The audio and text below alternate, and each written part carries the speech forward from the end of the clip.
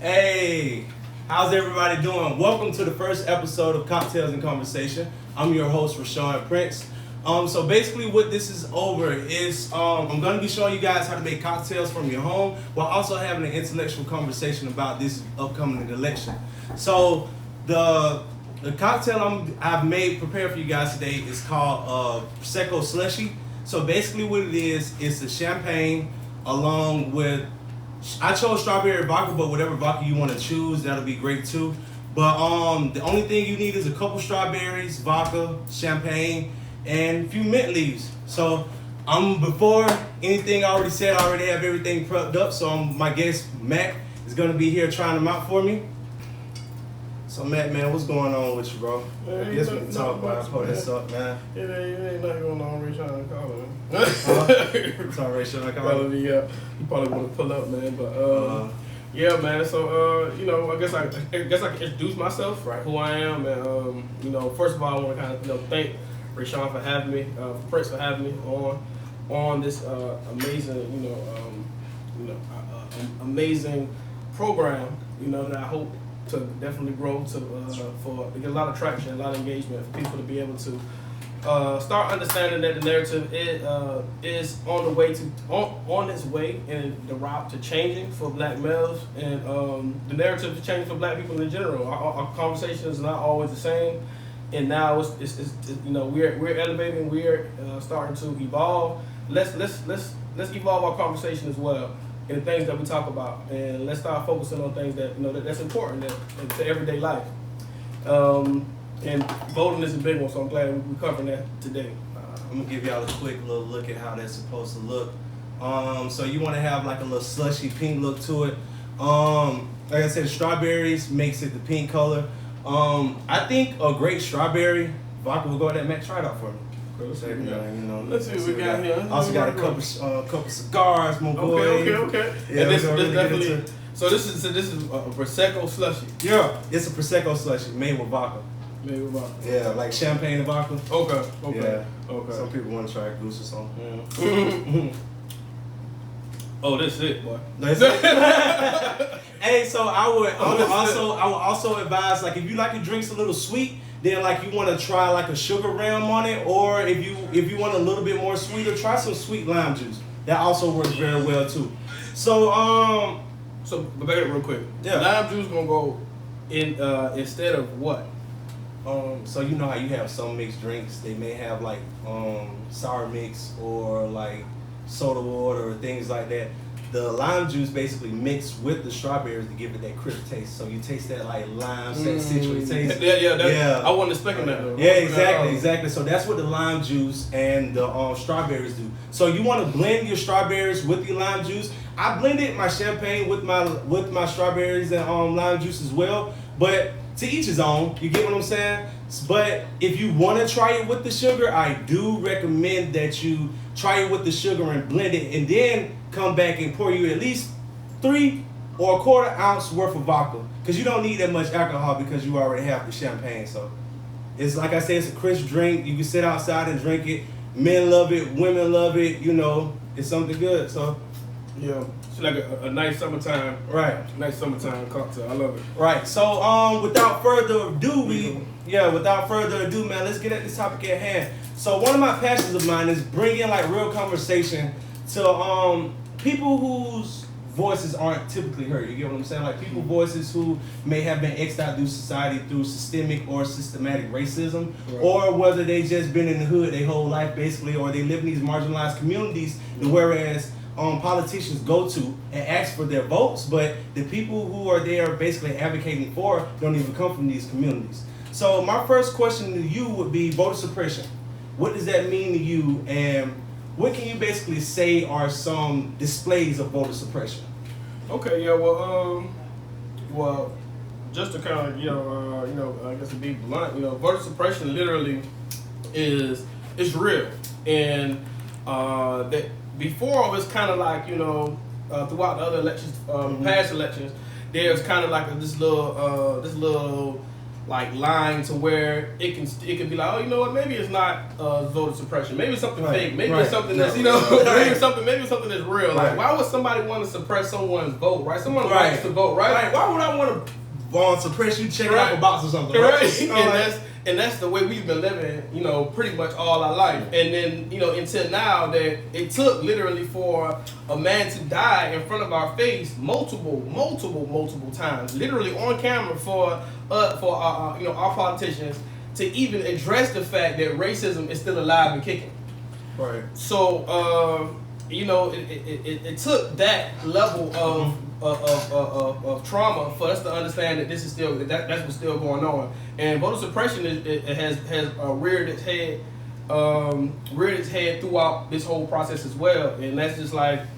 So basically, voter suppression, what it is, it's the suppression of voters, right? It's making sure that voters are not able to vote without taking their right to vote. So you mean to tell me, my name is Rashawn, right? Right. My mom spells my name RA'SHAWN, but I spell my name RASHAWN without the apostrophe. So you mean to tell me if I was to, let's just say, I want to do absentee ballot because I don't want to be around nobody because of COVID. Make sure you guys are keeping y'all hand sanitized and washing y'all hands.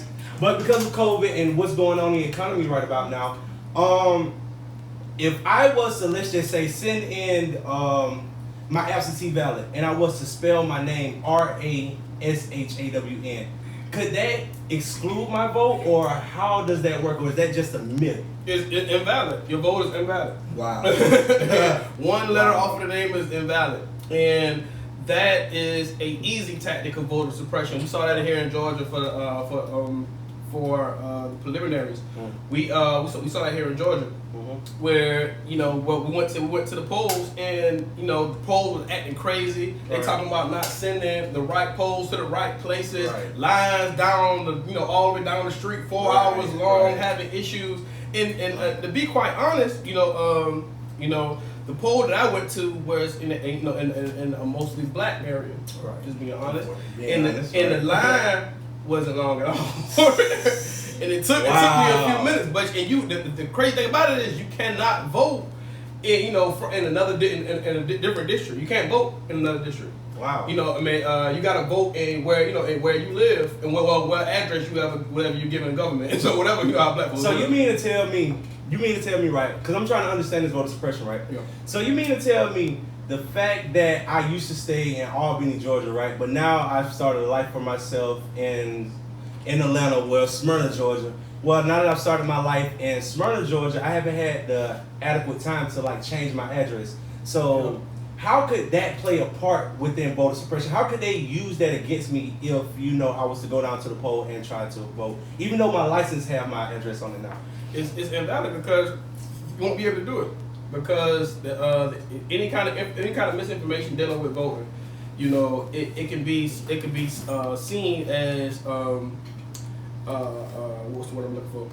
It can be seen as hasty or something wrong. You know what I'm saying? So it could be like okay, somebody's trying to red flag. Red flag. Yeah. Red flag. Somebody trying to vote, under somebody else's name or something like that. You know what I'm saying? They try to put it and say it's all legal problems. It's all about the legalities of things. Right, legalities, right. But it's not about legalities. It's literally legalities of suppression hidden behind so-called legalities. A big issue right now is that like you said, those send-in ballots. Yeah, absentee ballots. Right. Absentee ballots. Right. The absentee ballots are, it will be even harder to do an absentee ballot than I guess to do for the general public things. For what a lot of people kind of thinking right now that absentee ballots is what's best, which it is for safety, but it still have a lot of room for error with those absentee ballots, seeing that they're going to go to a third party and then go to the actual your vote to be put in. Wow. And so man, a lot of third party companies are sending fake absentee ballots. Well, not necessarily fake absentee ballots to get people voter information. Wow. So voter suppression is definitely a real thing. Make sure if your mama spell your name with apostrophe and you don't like it or whichever way, make sure that it all's aligned. You know, if you're thinking about voting or if you're going to vote and if you know you're going to vote, make sure that everything that you have as far as logistics are concerned and legalities are concerned, make sure everything is in line, because you don't want these to be held up, because like our votes matter. At the end of the day, our votes matter regardless of how we feel. So my next question would be, with this upcoming election, man, you know what I'm saying? We got Joe Biden and we got Donald Trump. We already know Joe Biden was, if you guys don't know, according to Vox magazine or wherever you get your sources from, but this is a reliable source. Joe Biden was not only one of the signers of the 1994 three-strike life bill, but he was actually the author of it. He wrote it for Bill Clinton to sign. And we also got Trump. Exactly. So without, there's no need for introduction when we say Trump. So what are your thoughts on the two people that we have? What do you recommend people to do in these times, man? So that this is a very controversial topic, and I love the fact that you brought it up. Check out my head, get a zoom in on that. Make intelligence great again. Yeah, I like that. I need one of those. My dog in Albany, Sierra.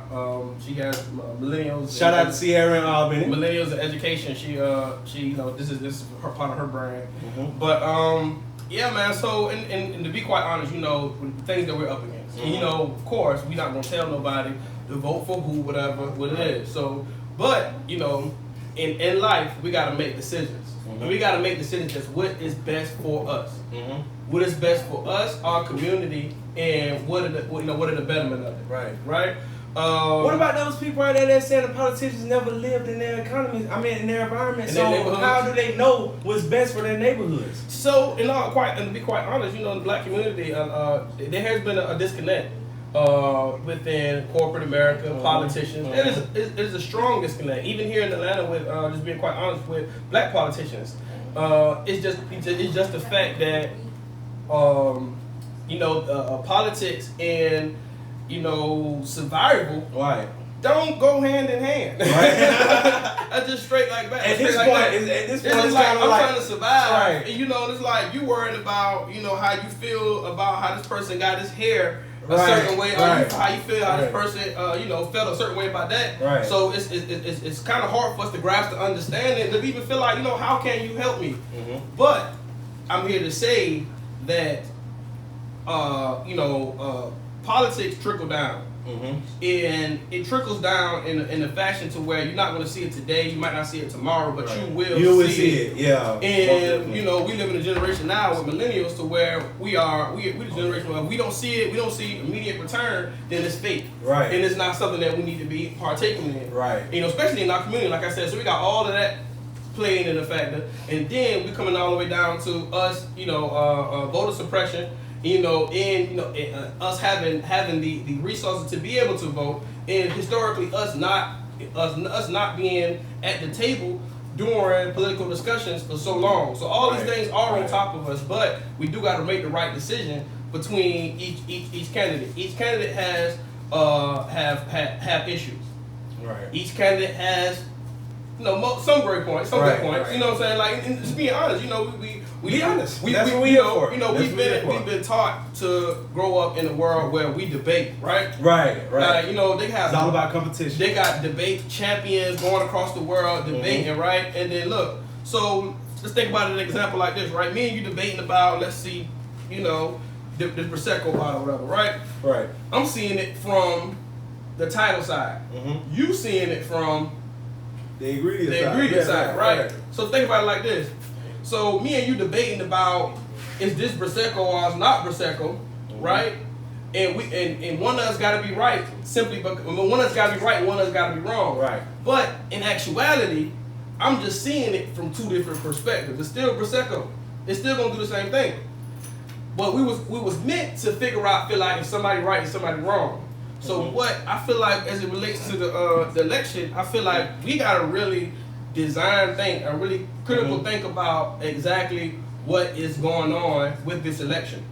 And the big piece is that we gotta understand there is a lot historically there has been a lot against us for sure. Right. You know, and we got to put our best foot forward on what candidate that we choose. Right. And I mean, to be quite honest, you know, from my perspective right now, it's almost clear as day.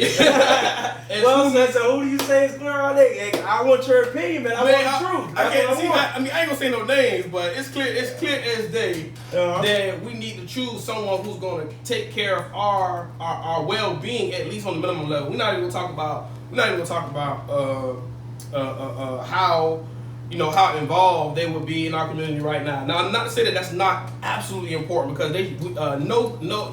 neither party should take our vote for granted. You know, neither party should take our vote for granted at all. No, they party. want our votes majority, because we already know statistically that the black vote is the most important vote. Right. A black vote and a young adult vote is most important with this election right now. And I asked that question because for those who really don't understand what's going on with the economy right about now, we have Donald Trump, who is running for the Republican office, and we have Joe Biden, who's running for the Democrat office. For me, growing up in the South, I was always told I was a Democrat. You know, my grandma always told me, vote Democrat, vote Democrat. Me too. So in 2008, when 2008 vote came, I couldn't vote. I was too young. But when Barack Obama ran again in 2012, he was able to vote. I was able to vote. That's blessing. And I'm gonna just be honest. I can tell my kids, bro, I'm gonna be black president. You know, and you know, to be devil's advocate real fast, you know, I voted for Obama because simply my family thought that it was the best thing for me. I'm not gonna lie. Did I do research on Obama at the time? No, I did not. The only thing I need to know was he was black. You know, needless to be said, he was black. That was my reason for voting for him. But his term in the office, I honestly can't say besides the bill that he passed, whereas people who had prior marijuana charges could finally get financial aid. That's how I was able to go to school. So shout out to you, Obama, for that. But it was a lot of things that he passed that weren't directly affected with our community. And for him to have been the first black president, it kind of, like I said, shout out to Obama. I have nothing negative to say about him, but it's kind of discouraging to see that the neighborhood that I live in is still the same when he was out, not even in office, and even when he got in office. Yeah. You get what I'm saying? I know that he had a lot to clean up after like Bush and all these other people, but what are some of the benefits from Obama being in office? And I know we're taking this to Obama because that's our guy. But personally speaking, what are some of the benefits that you seen come out of it? Because obviously you voted for Obama too. Okay. So like, what are some of the positives or the pros that came on a bigger macro scale that I'm not able, and probably some of my viewers aren't able to like recognize because we can't see it? It wasn't rational. So what were some of the benefits of him being president? Okay. So, you know, first, I'm just like you, Frank. First time I voted for Obama, it was just off the script for, you know, my president is black, my Lambo's blue. Yes, sir. For the first time, you know, I definitely voted off of that. But then the second time around, you know, I was a little bit, you know, mature, and I did want to start doing, you know, research on some things that he's about, you know, and that's all we can do is hope. At the beginning, like this process right now is hope. You know, that's a big thing. His big piece was hope. It's like, you know, hope for the nation. And it's like, you know, for a fact, at the beginning, okay, I'm gonna look up some things that he focused on. He is big on education. He's big on healthcare. Those two things is at the epitome in the heart of our issues in our neighborhoods. Yeah. Now, granted, he didn't, you know, focus on housing a whole lot. And that, you know, that might have been something that, you know, he probably could have put more money on time into. Right. But I saw that he was real big on healthcare and education. So I'm like, you know what? Those are two things that I myself feel like that will change a whole generation of people. So that's what made me vote for him the second time. During his term, he actually he signed a bill that made it legal for the unaccredited investor, and they just actually rewrote the, y'all saw that news recently, just rewrote the accredited investor, the description for accredited investor, the description for investors. We were written out of wealth, literally. because of the fact that the SEC, the Securities and Exchange Commission, said that since I don't make a certain amount of money, I can't invest. Right. He wrote he signed the bill. He didn't wrote it, but he signed the bill that made it easy for us to be legal for us to crowdfund. Y'all see crowdfunding going on right now. Yes, we never saw that before, and then it was hard for us to have group economics simply because of the fact that we couldn't legally put money together.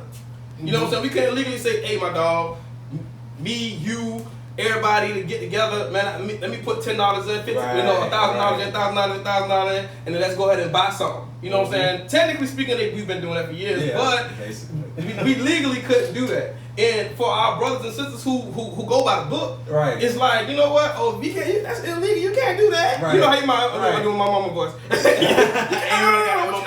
doing? You trying to go to jail? You know, so I don't be doing that. Right. You don't know where that money come from. Right. You want that money come from. Put that money back. But see, that's, and that was, us.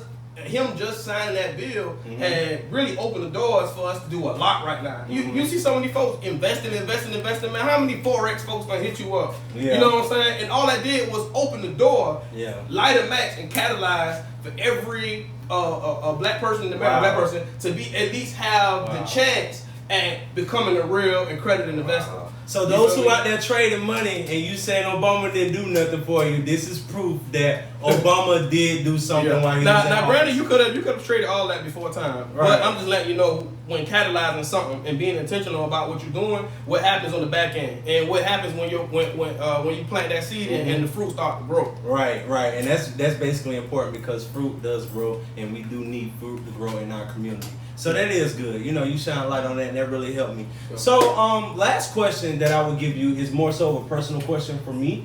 What advice for someone who has your credentials, your best advice, someone who's a proactive voter right here, someone who does advocate for not only education, but educating not only our youth, but our community. What advice would you give someone who comes from a little similar background as me? You were told to vote for Obama because he was black. Last election when Trump and Hillary ran, you weren't really sure, but you couldn't vote because of systemic reasoning. Whether you were on probation, parole, or your blue law was taken, or whichever caused you not to vote. So what encouragement, I'm not going to ask for advice, I'm going to ask for encouragement right about now because we need that in our community. What encouragement would you give someone who feels like, you know what, my vote really doesn't count? Because I still don't see whereas it has affected not only my community, but like generations of oppression.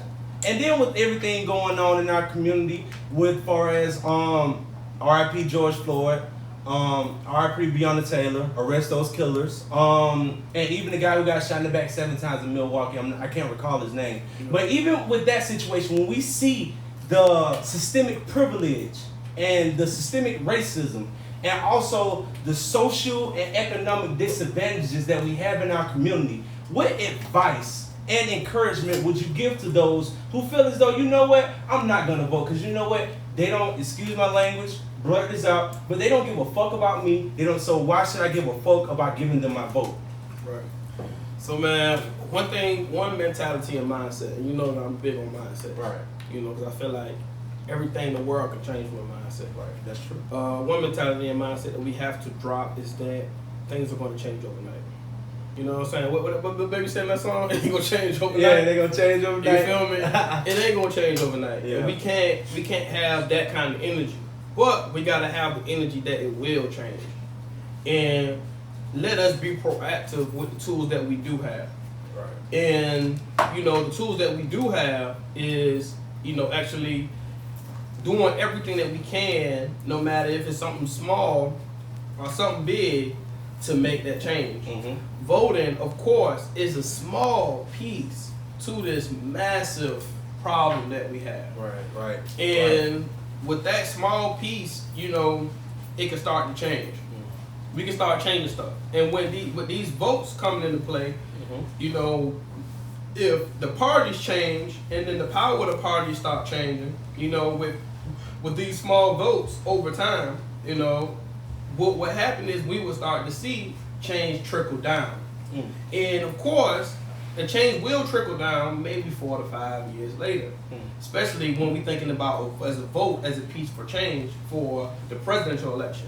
When we have local elections that needs to be attended to, we need to be looking and figuring out who are our local politicians. Those are important. So that we can get some more turnaround change on a quicker standpoint. You know, a lot of times we look at president, change it overnight. Right. And then the mayor and all of the other politicians that we think about them as they don't even count or even matter. Right. But in actuality, when the change that you're looking for within 2 years, maybe, and honestly maybe 5, because the president might take almost 2 terms. But with these folks in the local offices, man, that's what you should look for more immediate change. Don't look for the president and have the mindset to figure out, once I make this vote, this thing's gonna change right here and there. Understand that your vote does count and it does matter, especially for this election right now. Especially where we are already seeing evidence of voter suppression across the board right now. So I do feel like we gotta drop the mindset of microwave soon as we vote. All right, what you gonna do, bro? What you gonna do? You ain't doing it? Yeah. All right, step outside. Yeah. Nah, man, come on, man. We're not the hood no more. Like, you know what I'm saying? Right. And of course, we got the same background. We're from inner city background, so we understand. We understand the lower level of everything. We understand the mindsets of like, man, I'm hungry right now. Yeah. You feel me? And right now action. And right now something needs to happen right I need now. money right now. And Yeah. that's real. And that's real. You should have that. Right. But with that mindset, you got to be proactive to find solutions. Right. You can't just be like, okay, all right, what you gonna do for me? You know what I'm saying? Like, we're not saying that because that's actually the mentality to have. But no, not saying that. I have no power or no say so in this. Right. You guys are going to take care of me in my life as long as I vote for you. Right. No, it work hand in hand. You got to be proactive. You got to find solutions, and you got to think about that one small vote as a seed being planted for something greater to happen, and then be proactive with your local politicians as well, local officers. All right, that was my last question, and I'm hoping that my viewers, thank you guys for viewing. Thank you guys. Make sure you guys subscribe to the YouTube channel. The link will be dropped later on within the week. But key thing I want you guys to take with you is the meaning of voter suppression, and it is defined by Webster Online. It is the strategic way to influence the outcome of an election by discouraging or preventing specific groups of people from voting. Like, keywords I want you guys to take from that. It's strategic. Yeah, strategic way of influencing. Understand that these politicians have influence on us right about now because of where they are in office. And the Republican and Democratic Party have a lot of influence because of basically the money that they have and the currency that they bring in. I want to encourage you guys to vote. I have my own decision to make. I have a lot of things that I have to re-encounter first. But vote, guys, because at the end of the day, our ancestors died for this right. And regardless, I'm pretty sure if they were here right now, they'll feel like, these are 2 candidates that I got. They'll feel the same way that we feel right now. That same aggression. If they were seeing these cops kill like they do our people who look like us, and charges aren't being brought amongst these cops, it gets frustrating. It does. And mental illness is a real thing, guys. You guys know that I'm a big advocate for mental health. Depression is real. So times that we're in right about now with COVID, social distancing, and not just being out like we're used to being, is very depressing. But I want to encourage you guys, and that's why I brought a progressive voter, someone who fights for the rights and for other people to vote, onto the show so you guys can understand how it is at the end of the day important, because at the end of the day, people have died for our rights to make sure that we're able to put in these absentee ballots. Not just died, they got beaten. Yeah, died, and all of that, man. Like, for us to have the opportunity to go to these polls freely and be like, you know what, my vote does count. And I want you guys to know that your vote does count. So, thank you, Mr. Martin. Appreciate you, man. Thank you to everybody who's on live. Thank you to everybody who tuned in. Thank you to everyone who came and helped me out with this. I'm really satisfied with the outcome of this, and I really hope to see you guys next time. Thanks.